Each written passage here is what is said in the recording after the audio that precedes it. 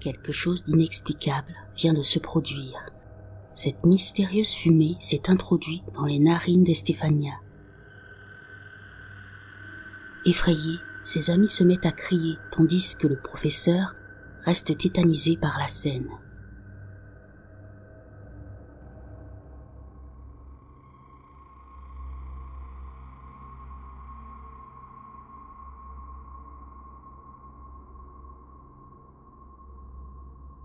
Après cet incident étrange, la vie d'Estefania prend une nouvelle tournure. Au fil du temps, son comportement devient de plus en plus bizarre. La jeune femme a du mal à trouver le sommeil et commence à être assaillie par d'horribles visions cauchemardesques. Elle voit des silhouettes sombres rassemblées autour de son lit et ces ombres effrayantes lui parlent. Ils l'appellent par son nom et lui disent de les suivre. La jeune fille est terrorisée et n'en peut plus.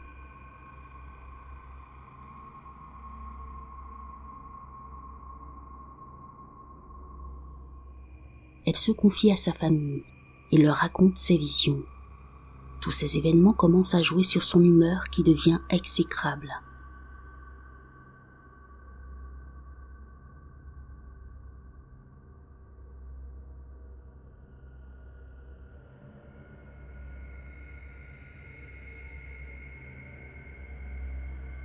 Ses proches ne comprennent pas ce qui lui arrive et se font constamment agresser physiquement par la jeune fille.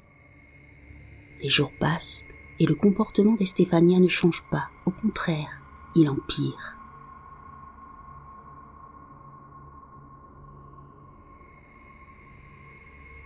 Parfois, elle se met à parler dans une langue inconnue avec une voix grave. Souvent, elle erre dans la maison, l'air absente fixant le vide durant un long moment. Elle ne réagit pas, ne bouge pas, même lorsqu'on essaye de rentrer en contact avec elle. Elle semble être dans une sorte de transe. Estefania a affirmé que durant cette transe, elle se trouve dans un long couloir et au fond de ce couloir, il y a un brouillard épais et des voix effrayantes qui l'appellent.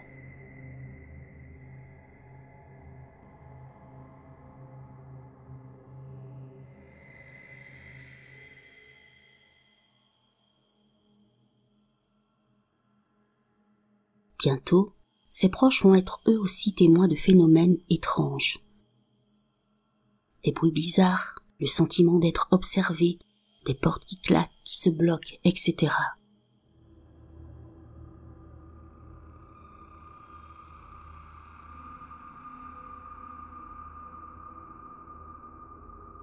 Un jour, Estefania se rend dans la salle de bain pour repasser ses vêtements, quand soudain elle se met à hurler.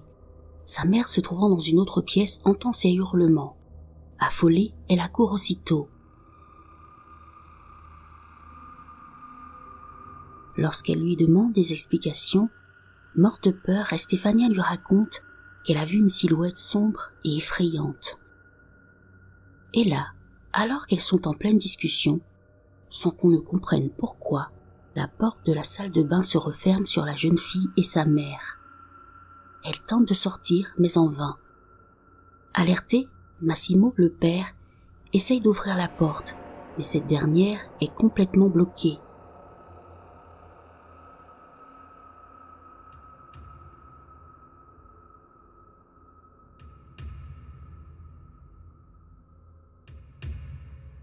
Il décide alors de donner un violent coup de pied à celle-ci, mais juste avant qu'il ne s'exécute, sans qu'on ne comprenne comment, tout à coup, la porte s'ouvre lentement.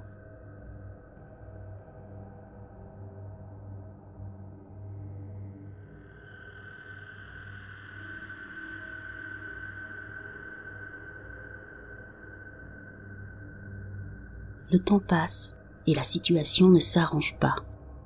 Estefania a des crises de colère, elle est violente envers ses parents, Concepcion et Massimo, et agresse aussi ses frères et sœurs. Ses parents, désespérés, l'emmènent dans différents hôpitaux, mais on ne peut rien faire pour elle.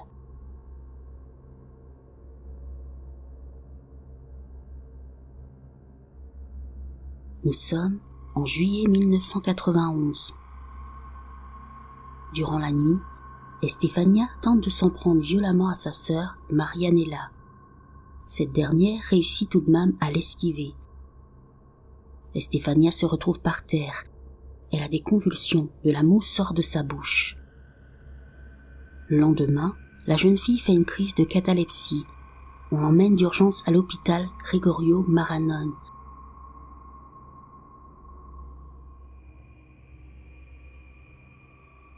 Bientôt, elle se retrouve dans le coma et à 2 heures du matin, elle décède.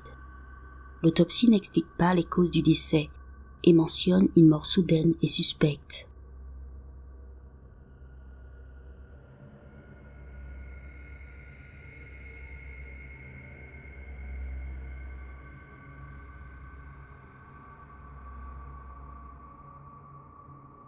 Nous sommes dans l'appartement des Gutiérrez après le décès d'Estefania.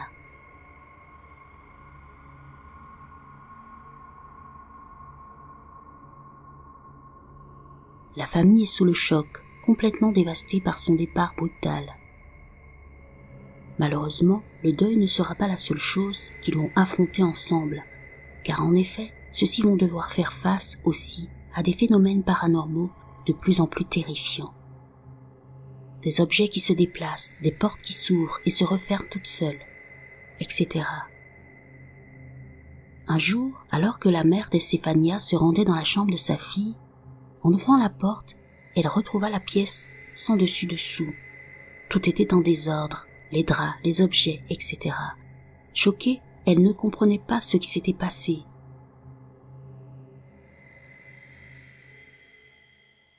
Bientôt, les manifestations étranges dans l'appartement se multiplient.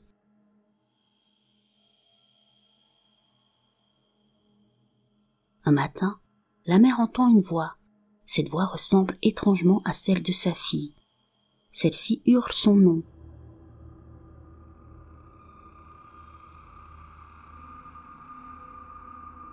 On entend parfois des rires sinistres, celles d'un vieil homme qui semble traverser les murs. Une nuit, alors qu'elle dort, la mère d'Estefania sent brusquement quelque chose lui toucher les mains et les pieds. Un autre soir, ce sont les petites qui se réveillent en sursaut. Terrifiées, leurs poignets se retrouvent brutalement claqués contre le mur. Une autre nuit encore, quelque chose d'effrayant se produit. À ce moment-là, la mère d'Estefania dormait dans sa chambre, quand soudain, elle sent une entité invisible sur sa poitrine qui essaye de l'étrangler. Elle se débat comme elle peut, puis finalement la chose disparaît.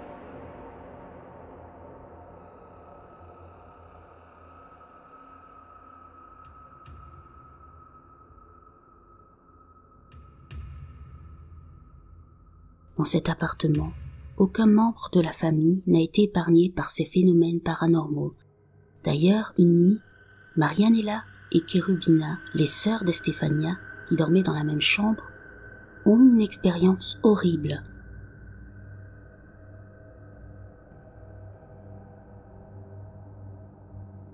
Tout d'abord, elles ont entendu un sifflement étrange. Ensuite, des gémissements près de la porte.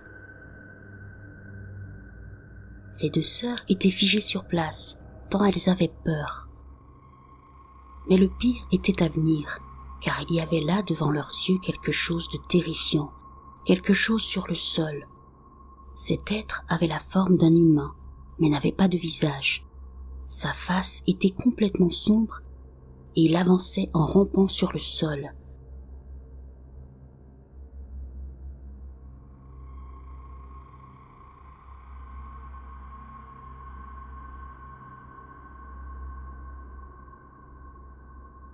La scène était glaçante et les 2 filles ne savaient pas quoi faire car cette entité se traînait dans leur direction. Soudain, elles se sont mises à hurler et là, d'un coup, les jouets qui se trouvaient sur une étagère ont été projetés violemment sur le sol et sur les murs. En entendant les cris de leur fille, les parents entrèrent dans la chambre, allumèrent la lumière. La pièce était complètement en désordre. les jouets traînant partout, comme si les filles avaient joué toute la nuit. Mais la créature sombre avait brusquement disparu.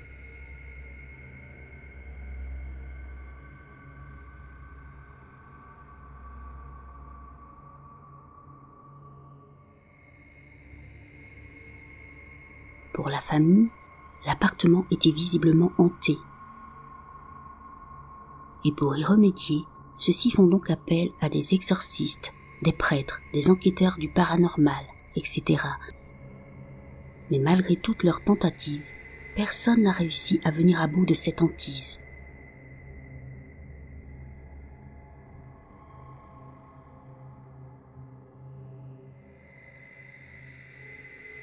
Un jour, des bruits terrifiants, pires encore que ceux qu'ils avaient l'habitude d'entendre, retentissent dans tout l'appartement. Terrorisés, les Guterres décident de s'enfermer dans le salon. Ceux-ci mettent le canapé devant la porte, ainsi qu'un gros objet en marbre. Et là, brusquement, le lendemain, une grande rafale de vent sortie de nulle part réussit à tourner les poignées de la porte du salon, poussant tout sur son passage, le canapé ainsi que tous les objets du salon. Le phénomène était très violent. Et quelque chose s'est produit à ce moment-là. Une photo encadrée d'Estefania, prise quelques mois avant sa mort, tomba sur le sol. Et soudain, celle-ci se mit à brûler sans raison, effaçant le visage de la jeune fille. Le plus étrange est que seul le visage d'Estefania s'enflamma.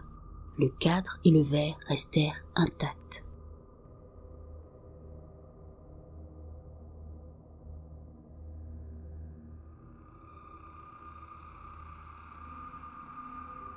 Nous sommes fin novembre 1992, au 8 rue Luis Marín à Vallecas, Madrid. Il est 2h30 du matin. Les Guterres appellent la police. Trop, c'est trop. Cette nuit a été particulièrement terrifiante et ils n'en peuvent plus. Bientôt, la police arrive sur les lieux. Ils trouvent une famille tétanisée par la peur, dehors dans le froid et la pluie.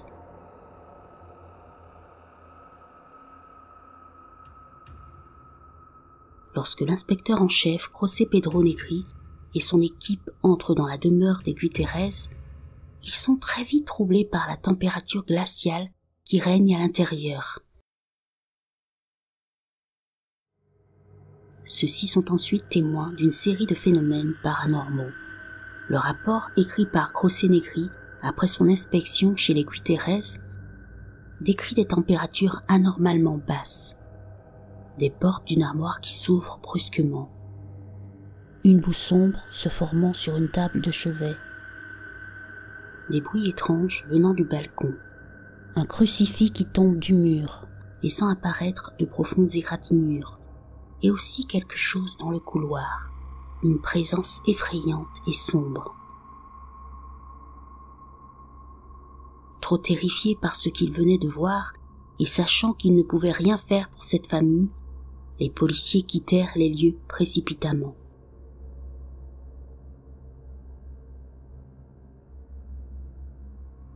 Quelque temps après, conscient qu'il n'y avait pas d'autre solution, la famille Guterres prend une décision radicale. Ainsi, ils mettent en vente la maison et quittent les lieux sans jamais se retourner.